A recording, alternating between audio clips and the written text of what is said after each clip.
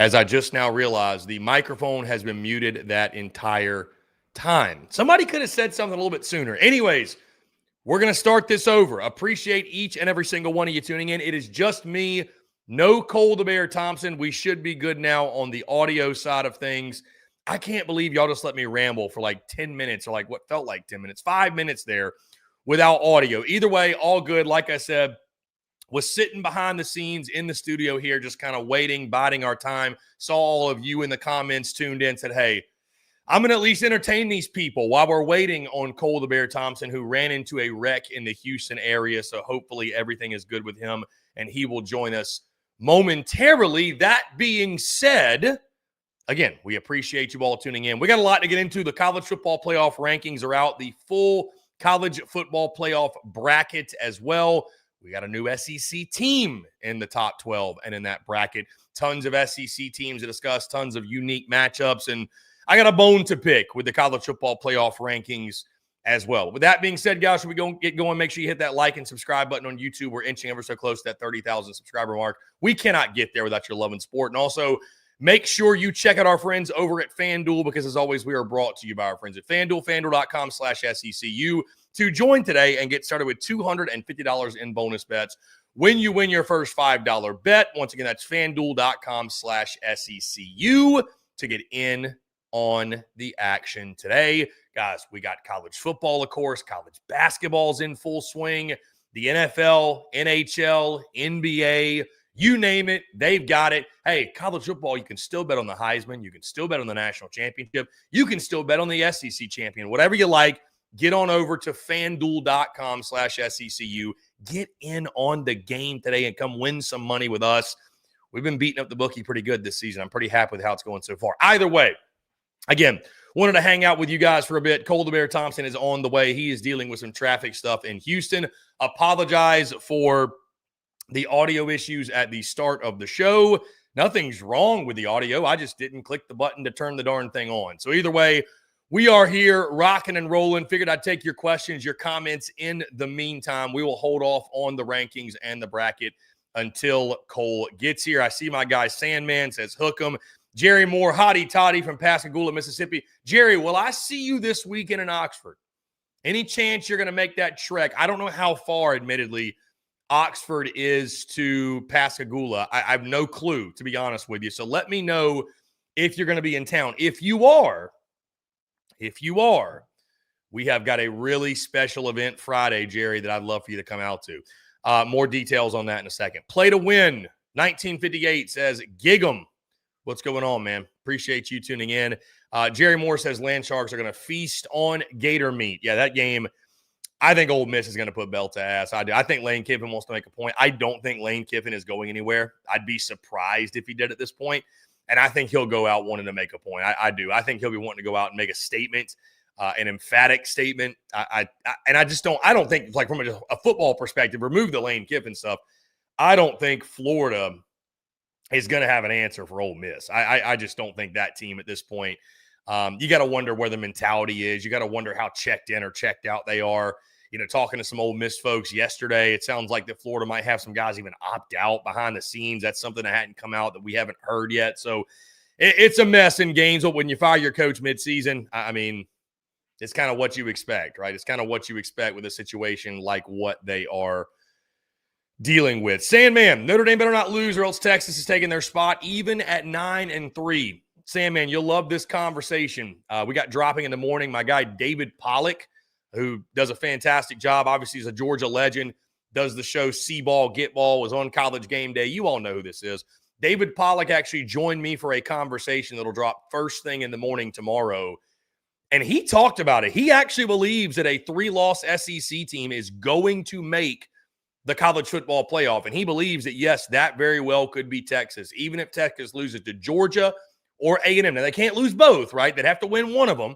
You're not going to get them with 4 losses. But if Texas goes 9-3 and they lose one of Georgia or A&M, they win one of those games, obviously, finish 9-3, because they were willing to go on the road and play Ohio State, he thinks that will be enough with the resume to get Texas in. And it got me thinking, because I've just been thinking the whole time, no way a 3-loss SEC team is getting in. There's just absolutely no way it's going to happen.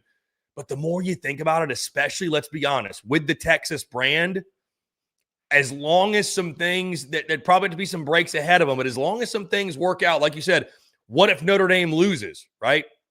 What if the Big 12 kind of keeps beating up on each other, right? I mean, what if the ACC, like we expect, only gets one team in? So, yeah, I think there is a path for a 3-loss Texas to make it. I think there's a path for a 3-loss Oklahoma potentially, although I think it's unlikely. But will Texas get the benefit of the doubt for playing Ohio State? That's probably the biggest question. And again, David Pollack, listen to the conversation tomorrow morning. I think you'll enjoy it. He seems to think so. Jerry Moore, will Trinidad throw for 300 yards? I will say yes. That guy's throwing for 300 against essentially everybody. Let's see. Sandman, once again, can we all agree that Aggie would be ranked higher if they weren't the Aggies? Yeah, I mean, dude, I don't know what you got to do to move up. Again, we'll talk about this more when Cole gets in. We'll talk about these rankings. I don't know what you've got to do to make a jump. I really don't. Let's see. Daddy Zeke. Hottie Toddy from Tampa. How's the weather in Tampa? I think it's cold there too, right? Which is weird. The fact y'all got cold weather in Tampa. Unfortunately, won't be able to go home to Oxford for the game this weekend. It's a shame. It's a shame, Daddy Zeke. We got a fun one on Friday. We got a fun event on Friday that I'll tell you more about in just a second. Man, can't wait to watch it. Yeah, highly suggest everybody obviously watch this David Pollack combo. David is really good buddy of ours, friend of the show, friend of mine, does a great job. I mean, obviously the guy knows ball as well as anybody you're ever going to come across. So appreciate David Pollack taking the time. Had a lot of fun chatting with him. What happens if BYU beats Texas Tech in a rematch of the Big 12 championship? That is a great question. I mean, let the chaos begin, I suppose, right? Although it's already begun. I mean, who gets booted out? I mean, BYU just got dominated by Texas Tech, right? Got absolutely dominated by the Red Raiders. I don't know.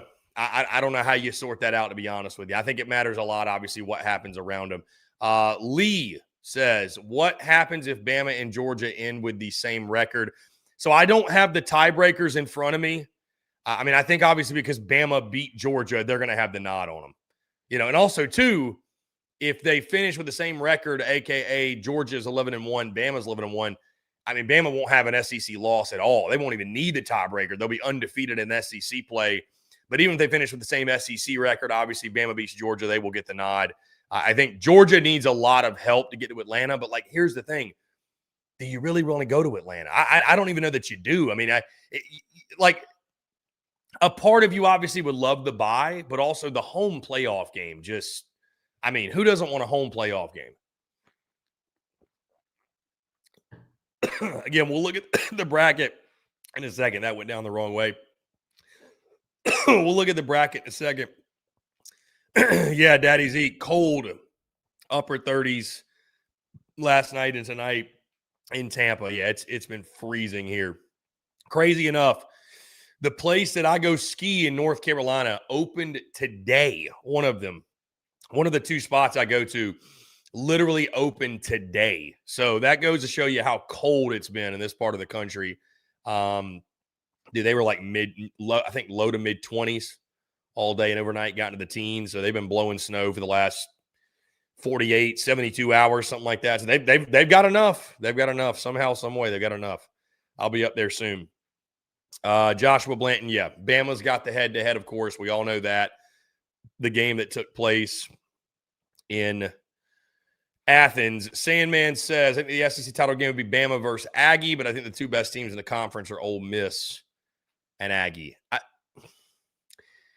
I think Bama, Ole Miss on a neutral field would be really interesting. I think there is a case to make for Alabama as the second best team in the conference. I really do. I think there's a case to make for Georgia as the second best team in the conference.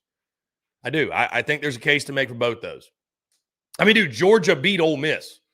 And I know the game was in Athens, but if Georgia played Ole Miss in Oxford, I'd probably still take Georgia. So, I mean, I'd probably still take Bama to beat Ole Miss. I would. So, hey, Cole. I'm sorry. I know. You're good. I was just chatting, just taking some questions, just hanging out. So, My apologies, ladies and gentlemen, but if you know anything about Houston traffic, there's always a wreck. And even The when bear you has arrived. close, Drop your bear emojis in the chat. We got the bear. No, we were just hanging out, chilling. So just taking some questions from the fine folks here. So yeah. But the bear has made it. The bear has made it. we have arrived. We have arrived. And we've got college football playoff rankings to discuss, the bracket. Again, y'all continue to flood us with your questions, your comments. We'd love to take them throughout the show. By the way, I teased this, told you I would tell you, so I don't want to go any further without doing so. For any other Ole Miss folks that we've got in the chat, if you're going to be in Oxford this weekend, Friday specifically, we are throwing a huge event at the library, getting going Friday night at 5 o'clock. We're going to have a live show, live on location deal, meet and greet. I'm going to be with the one, the only Kelsey Faris, a.k.a. Real Housewives of SEC content creator. If you've seen her stuff, collabing with us, Kelsey and I are going to do a show together. And also, you'll love me. Many of you will probably be catching a flight to Oxford after you hear this. Thanks to our friends over at Outlaw Beer. We are partnering with them. We are going to have beer on SEC Unfiltered for everyone who comes to this event. Woo! So, in collaboration with our friends at Outlaw Beer, you guys have probably seen we're doing a lot of stuff with them. Again, we're going to have beer for you guys. Come on out, up to a certain tab, obviously, but it's a healthy tab. I do not think we're going to have any issues with that. So come on out. We'd love to have you. It's going to be a lot of fun. We'll chop it up probably 30, 45 minutes or so on a show, probably 30 minutes, I'd say. And we'll also have some swag, some merch, whatever, and we'll have beer. And we'll get the weekend going off right in Oxford. But that being said, Bear, you want to dive into these rankings? You want to get into it? Yeah, I finally have at least a little bit of a bone to pick. Not a lot, but enough to be able to have a conversation. Yeah, I think there's a little bit of a bone to pick tonight. It's to the point we can start being critical now. That said, let's start, Bear, with the top 25, and then we'll get into the actual bracket itself, look at the matchups, what have you. So the full top 25 is out. Without further ado, here we go. For those listening via podcast, I'm going to run down 25 through 1, and then we will discuss. So at 25, we've got Cincinnati, 24, South Florida. 23, we get our first SEC team. There are the Tennessee Vols. Number 22, Pitt, 21, Iowa, 20, Louisville, 19, Virginia, 18, Michigan, 17, USC, 16, Georgia Tech, 15, Miami. Keep in mind where Miami's ranked, and just keep in mind that for a second. Yeah. 14, Vanderbilt. The Vanderbilt Commodores, after beating Auburn, are at the 14 spot. What'd they slide up? 2 spots? Were they 16 last week? They were 15 last week. 15. Okay, so they slide up 1 spot after beating Auburn, sitting at 2 losses, still right there, fully in the hunt.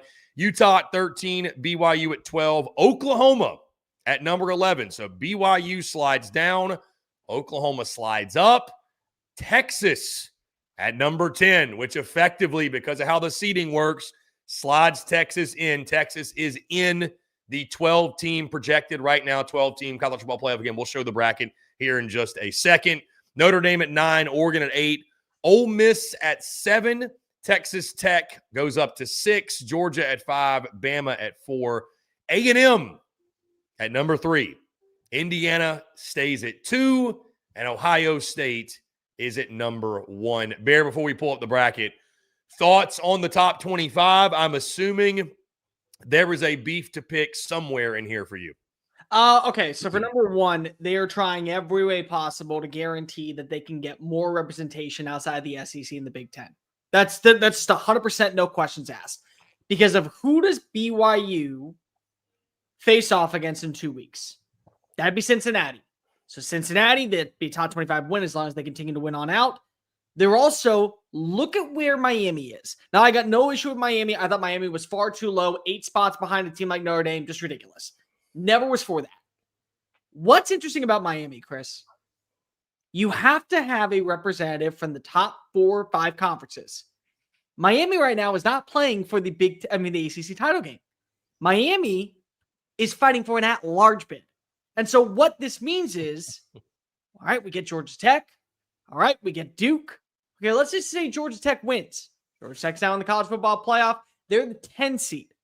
Well, Miami, because of what you have with BYU potentially losing a couple games, Oklahoma potentially losing this weekend, Texas potentially losing this weekend, they get to move on up to where they're guaranteed, no questions asked, we're going to reward you for beating Notre Dame. And if we're going to put Notre Dame in the college football playoff, we're going to put you in the college football playoff.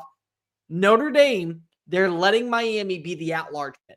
So automatically, that was the very first thing I noticed. Now, Miami's got to do its part. It's got to win on out. They cannot afford a loss to Pitt. They cannot afford a loss to NC State.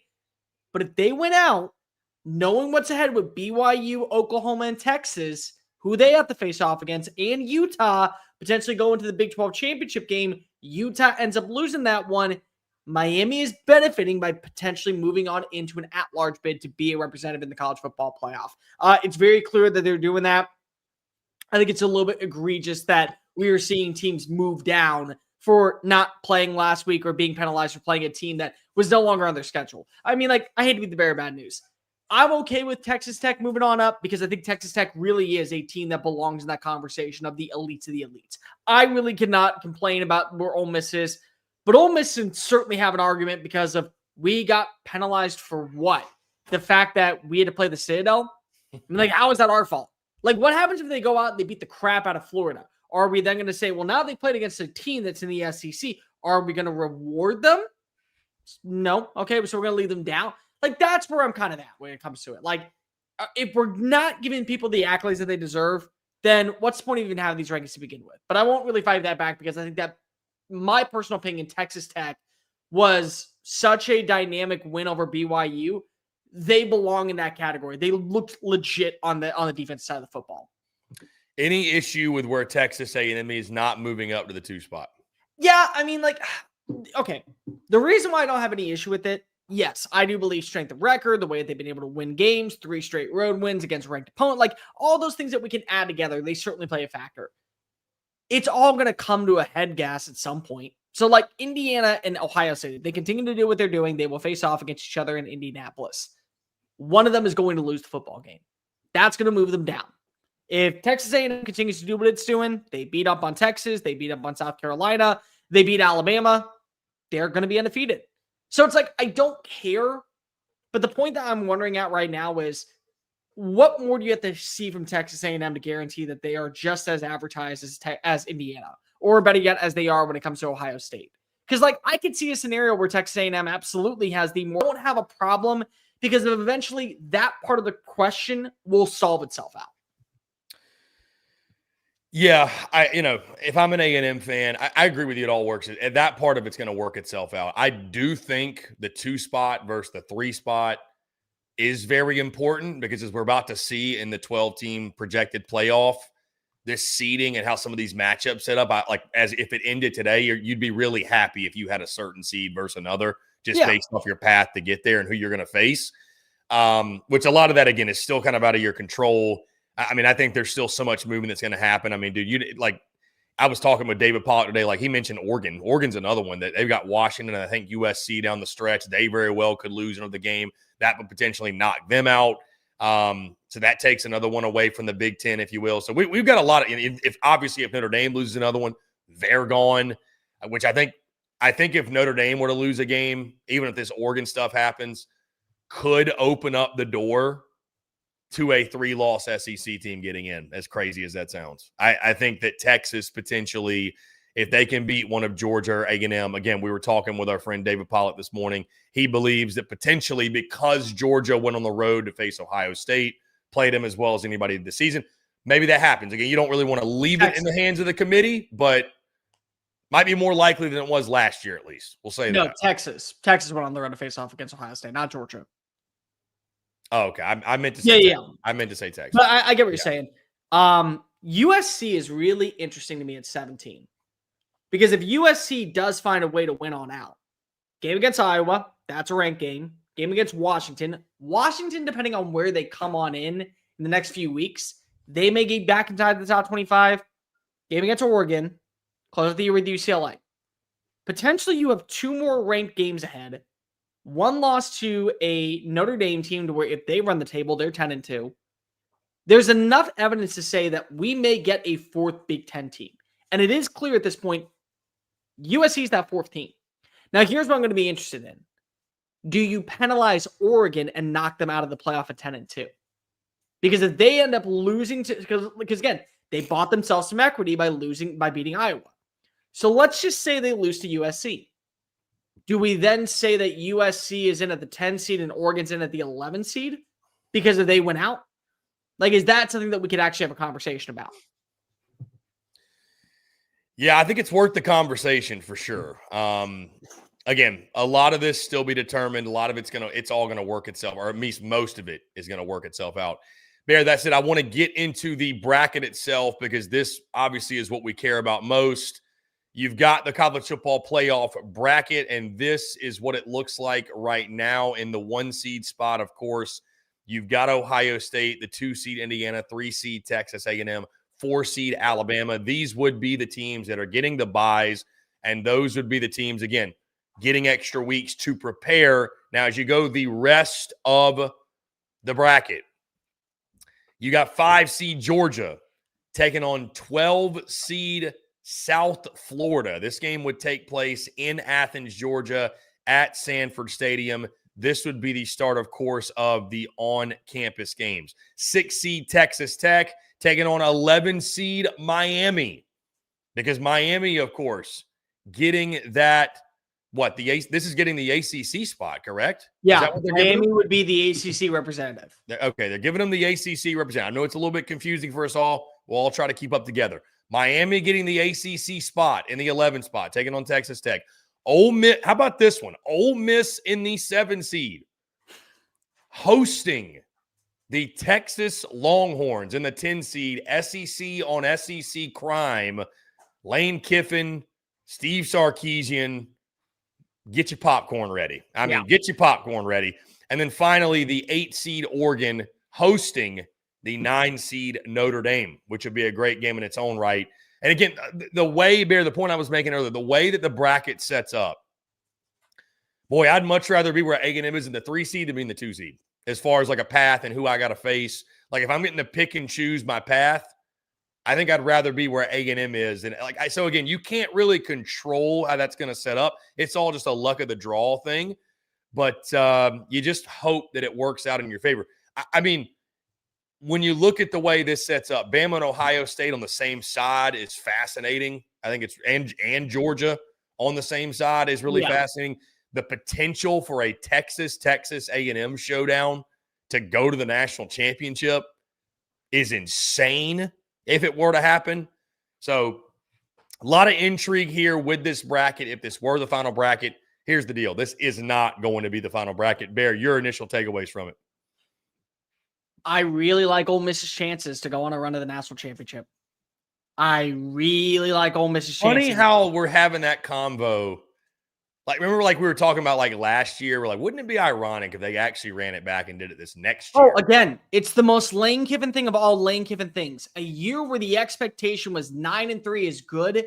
We go to the national championship with a roster with a quarterback from D2 Ferris State.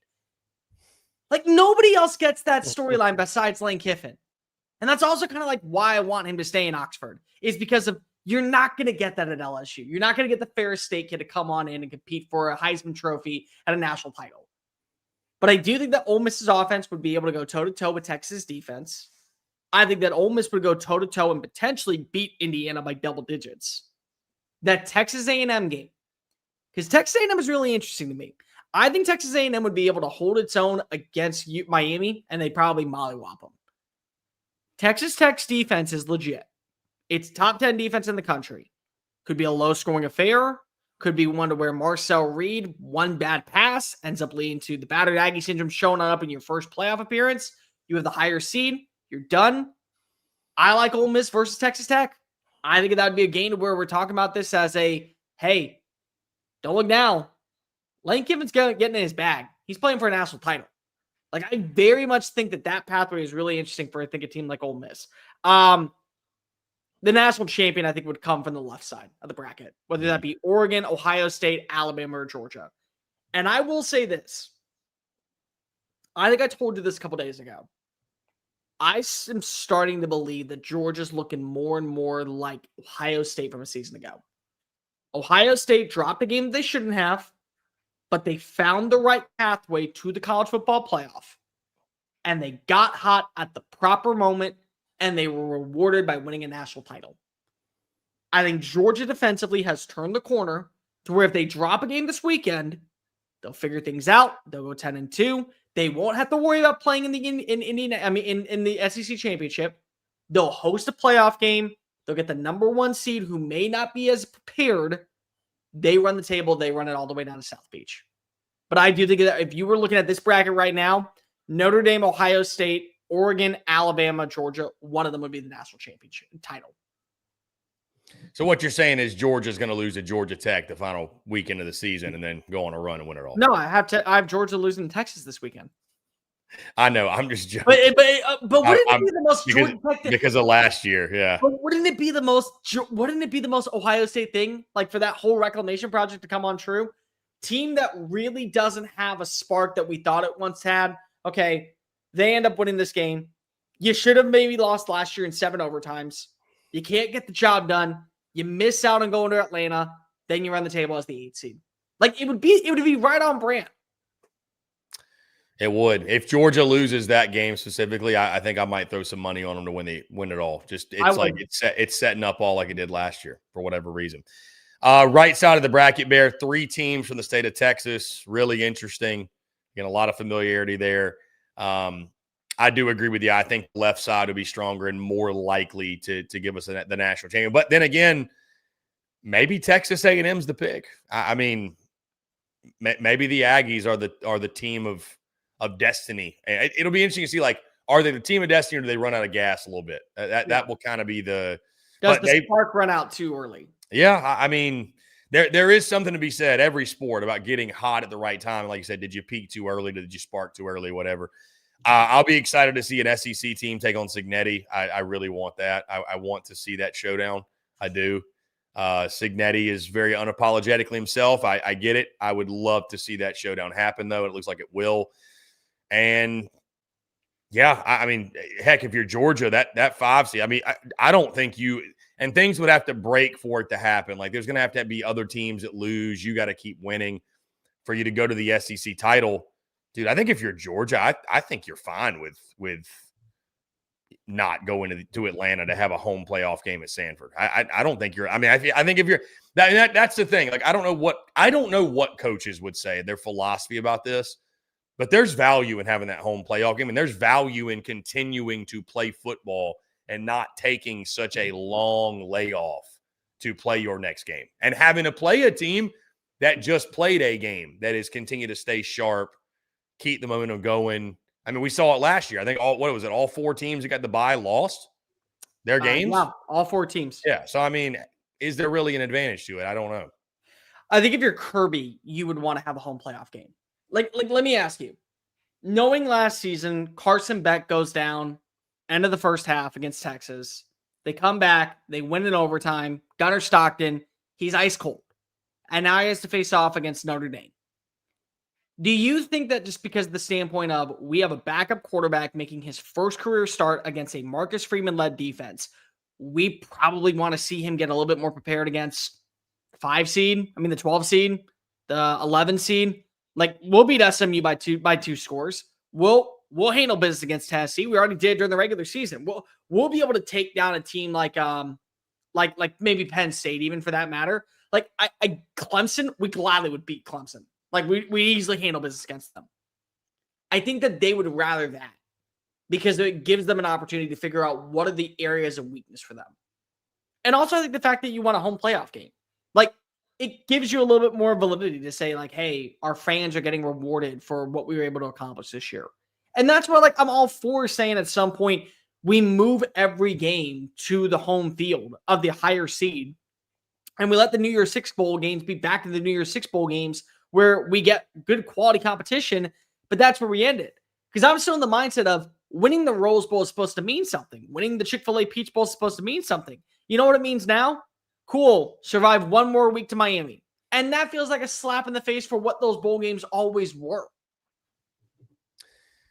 Yeah, the money tied up is the toughest deal. That's unfortunately the almighty dollar still rules everything. But like we said, Bear, I mean, this is going to change a lot. I mean, do we even get A&M and Bama in the SEC title? We don't know. You know, does Georgia sneak in? This Ole Miss sneak in. There's so much here that's left to be shuffled up. But if this were the playoff bracket, I'd be pretty excited for it. I think the toughest thing would be having to pick: do we go to Athens or do we go to Oxford for the playoff game? I think you go to Oxford. Well, if it's that game, yeah. If it's Ole Miss, Texas, yeah, I would agree because I think Georgia could. All due respect to the Bulls, I think Georgia could handle USF. Well, don't look now. If Alabama loses this weekend and Oklahoma wins this weekend, Oklahoma's right back in this conversation, and they may be going to an SEC school. I'll tell you selfishly, as somebody that just would love this because of his love for this one player, I would love nothing more than to see the 10 seed be in the ACC, that go up against a team in the SEC, and that 6-11 matchup, that'd be the Baker Bowl. That'd be Oklahoma versus Texas Tech, the Baker Bowl out in Lubbock. I would fly my ass up there, and I would find a way to go to that game. That would be a fun one. The familiarity with a lot of these schools that know each other, haven't played each other in a bit, have ties to each other. That's what really makes it fun, I think. That's what really makes it fun. And again, there's so many games this weekend that are going to help shape it. I mean, you just mentioned Oklahoma, Alabama is massive. Texas, Georgia is going to be massive. That'll shake it up just a little bit. I think A&M, South Carolina, I think we know what way that's probably going to go. But there are others as well. Ole Miss, Florida, who knows? Notre Dame Pitt is a game that I am circling. It's a big game. I thought about this earlier. Do you know that Pitt maybe has the most control of any team in all of college football for how to set up the playoff? Who else do they have besides Notre Dame? For number one, they have themselves. So they have themselves. Yeah. They lose a game, then they're out. They play Notre Dame this weekend. Next weekend, they take on Georgia Tech in Atlanta. The weekend after that, they play host to Miami. That's their season.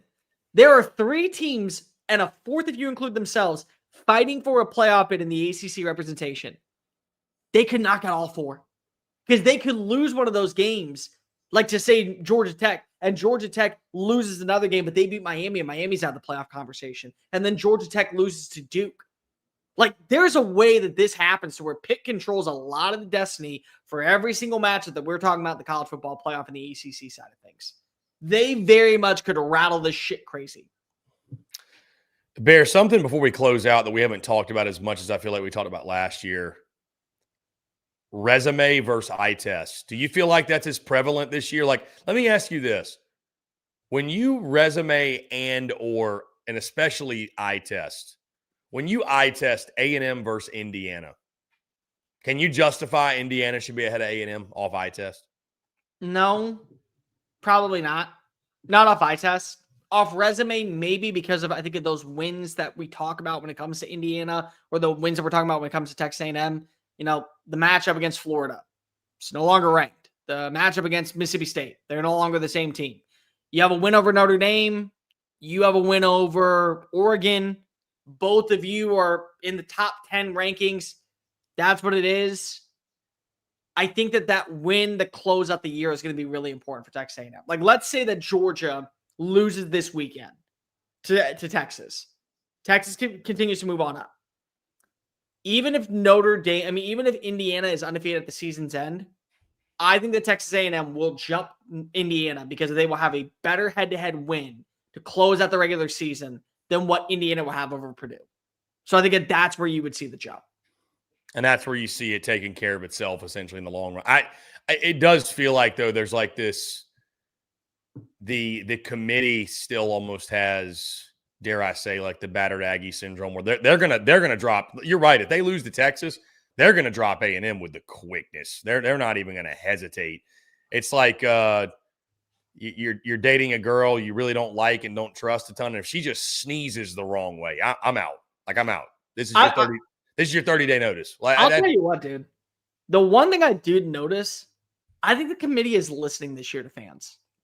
And the reason I say that is because they took a beating last year. Because Georgia Tech didn't play this weekend. They were on a bye. Okay, you're on a bye. You played against Syracuse if you were Miami. Syracuse doesn't have a quarterback. It doesn't have an offensive line. It's missing a lot of defensive players. And they beat the crap out of them. 38-10. We all last week were bitching about Miami being 8 spots lower than Notre Dame. So we're going to say that at this point, because Georgia Tech didn't play this week, they deserve to move down the pecking order, and Miami deserves to move up that much. I genuinely think that they're listening. I think that they're hearing USF, it needs to be an American team over a Sun Belt team. Because let's be real, who has a worse loss? USF to Memphis or James Madison to Louisville? Like, which one's worse? But we all say that the American League has got to be the representative. And JMU is nowhere to be found. But I think that JMU should be the representative right now. Because they have a better overall record. And they also have, I think, a better resume. But like, no, we're taking that out. So I think that they really, really, really are making sure that they're paying attention to what the public eye is saying. That way they go ahead and they make a decision. There's definitely not a Boise State this year. No. Like a clear cut, I think, not to rehash this, but I think this year really reinforces that, hey, like, maybe we shouldn't be inviting the G5 to the party after all. I mean, all about equality, I guess, but maybe I don't know. So it'll go the highest. Say it again. Let me ask you, would you do this? Notre Dame or a G5 representative? Because then it puts pressure on Notre Dame to have to join a conference if you don't want to be not guaranteed a spot. Mm-hmm. I mean, I'd still go Notre Dame though. I mean, if I had to pick. But what I'm saying is, like, if you said, let's say Notre Dame 1 year is 7-5. Okay. Well, yeah. Right. Then you give it to the G5 representative. Yes. Yeah. I mean, the criteria for Notre Dame is tough. Yeah. I wish they'd join a conference. I don't know that it'll ever happen. They won't. No, I don't think it will. I mean, they hold the power. They hold the leverage not being in one. And if they've not been in one this long, probably going to happen. But at this rate, Bear, 5 SEC teams in the college football playoff, obviously 2 more than a season ago. What do you think? Top 6? Is 6 possible? We probably need Notre Dame to lose. You need Notre Dame to lose. And you would need Oregon, I think, to lose 2 or 3. Yeah. I think that's the way you get 6. I think 5 is very plausible. Because even if Texas were to lose a game, and even if like Oklahoma were to lose a game, Vandy keeps winning. Vandy's still in a good spot. They're at 14. They keep winning. They're going to be right back in the conversation next week. So it's like, it's right there. That's 5. 6, you will need someone else to lose. You will need Notre Dame to lose, and you will need, I think, either an Oregon and not only Oregon, you would need Oregon, I think, to lose 2, and you would still need USC to lose a game. So that way they're at 9-3 too. Then you could see 6 get in. But Texas has to win on out. I think that Oklahoma has to win on out, and you also need to get a little bit of help from Vanderbilt to get on in. I think that's where you get 6. Bear, we've got a lot of A&M and Texas folks in the chat. We've got a lot of Texas and Texas A&M folks that watch this show. So I want to pose this question to you. And our friends, it was inspired to me by our friends over at Texas Sports Unfiltered, who I chatted with on Tuesday morning. Because you might recall last year, Texas got eviscerated for their schedule, right? I mean, by SEC fans everywhere, picked on for the schedule. Were we too harsh on Texas, and or are we not being harsh enough on this A&M team for their schedule? Does it not feel kind of similar? And I'm really just trying to play devil's advocate a little bit.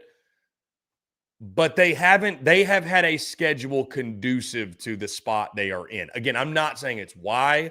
I think A&M is a good team. I've got them ranked number 1 in my power rankings. Like, I think they're a really good team. I think there's some Texas fans out there that feel like, hey, y'all were all over our schedule. Like, why with A&M's schedule not the same energy? Here's why I don't have the same energy. I said last year, you're only allowed to play the teams that are in front of you. You can't do what anybody else is in charge of you to do. You have to play the schedule that is handed to you.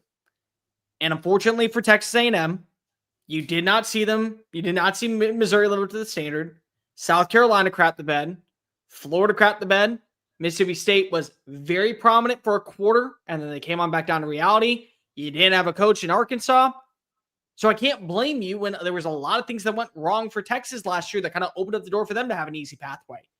I also can't say that when Texas lost a game, they did the same thing. Texas, they didn't plan on beating a team like Ohio. I mean, they didn't plan that Ohio State would be the number one team in the country. They didn't plan that this would be a disastrous loss to a team like Florida at the end of the day. They didn't think that you were going to be facing off against a top five. A Texas A&M team that'd be in the top 5, or a Vanderbilt team that would be in the top 10, or a Mississippi State team that maybe would have some things to you. Like, you're handed the schedule that you're handed. It's what you do with it that matters. I defended Texas all last year saying I'm not going to give them flack because of this, what the SEC presented them. They got to have it. I'm not going to get flack to A&M. You have the schedule that was handed to you. Guess what? It's not your fault that LSU decided to fire its coach right after you beat them. It's not your fault that Sam Pittman's no longer there. Like, that's just it. You're handed the schedule that you're handed. Do with it as you will. Because at the same token, A&M could have been the team that was sitting at 5-7, and they didn't meet the standard this year.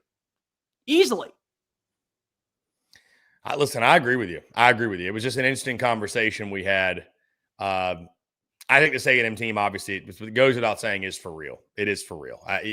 Have they had the most difficult path? Not necessarily, but it takes nothing away from who this Texas A&M team is. What again? If you're A&M, you want to shut them up. You want to shut up your rival. You're going to get a chance. You're going to get a chance in Austin, potentially sitting at 11-0. Which again, we get chills just thinking about the idea of that game on that Friday night down there in Austin. So, and keep in mind that might be the playoff clincher for you. Because if you win this weekend and you win that one, you don't have to worry about Atlanta. You're going to the playoff. Yeah. And I also think that it's very clear to say you earned your way into the playoff. I think at that point, with a top 10 win over multiple people, it's easy. You've earned your way into the playoff if you are a team like Texas. And I won't fight back, even though if right now I don't have Texas inside of my top 12. Yeah, I think I'm most fascinated with, again, the idea, does a 3-loss SEC team sneak in? I am fascinated by the idea of that potentially being the Florida loss is the most damning, but the resume will still be pretty good, I think, especially, you steal one of these last 2 big ones against Georgia or A&M. But, dude, again, there's so much. We're not even talking about Oklahoma. We're not even talking about Vanderbilt.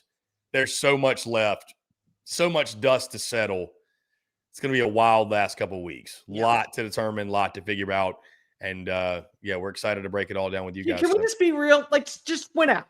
Just win out and don't make this an even conversation to begin with. Because I need to see that fat V in that bracket.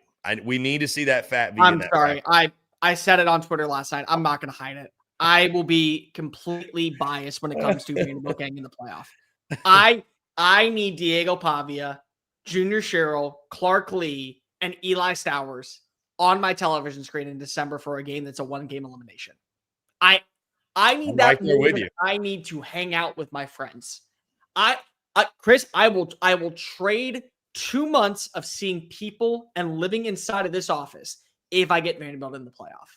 I will gladly do that. I will work from home. I will make sure that I never leave. I will shower in here. I will do all those things if Vanderbilt gets in the playoff. I'm right there with you. Be a great story. Be a really fun one, too. All right. Any other takeaways? We want to put a pin in it. We're good.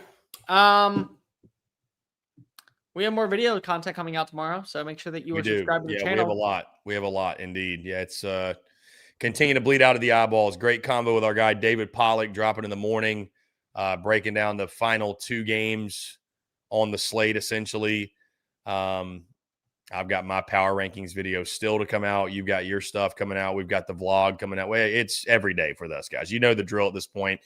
Content bleeding out of the eyeballs. And again, every single Tuesday through the end of the season, all the way to the final selection Sunday, you're going to get this show, essentially a bonus show reacting to everything that is college football playoff rankings. And I got this feeling last week was like level 1. This week kind of bumped up to like level 3-ish.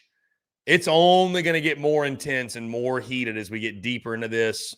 We get more of these funky results. I'm sure we're going to get some upsets. We're going to get some unexpected results that are going to influence the college football playoffs. So, again, this is only going to get more fun, and we cannot wait to do it with you all along. Give me an upset this weekend. Just give me one. Like, just something weird this weekend. Make this show a little bit more entertaining. I mean, what if Oklahoma beats Alabama? Then what?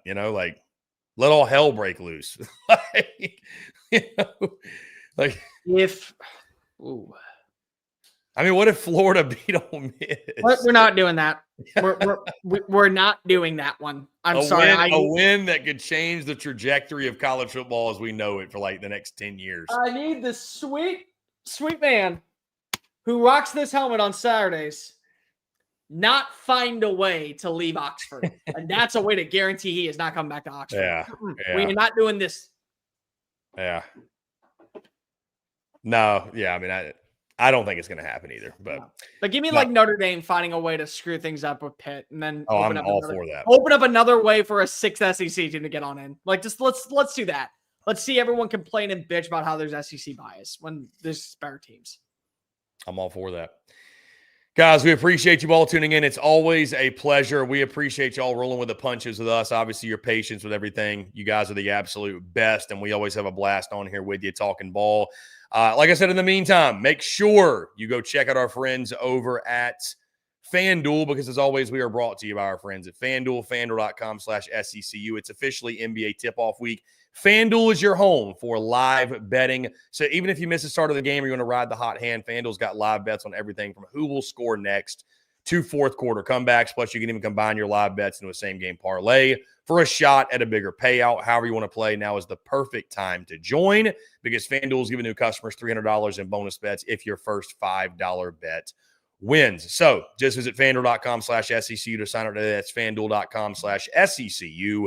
Play your game with FanDuel, official sports betting partner of the NBA. Again, guys, we appreciate you all tuning in. Like Cole the Bear Thompson said, we have got tons of content throughout the rest of the week and the rest of this college football season. Also, we got a brand new college basketball show launching next week, which, again, we appreciate your patience with that, because round ball is in full swing, and I can guarantee you SEC Unfiltered is going to be covering it. Other stuff in the pipeline, just stay tuned for it. Follow along. It's the best way to do it. Make sure you like and subscribe on YouTube. You follow along on all your favorite social media platforms, wherever you get your podcasts, and, of course, our website, secunfiltered.com. And make sure you follow the Bear at Mr. Cole Thompson, myself at CPhilly19. Stay tuned into us, Bear. Appreciate you. Appreciate you all tuning in. Thank you all so much. Until next Tuesday, and until next time we chat with you. Y'all have a great rest of your night. We'll talk to you all on the other side.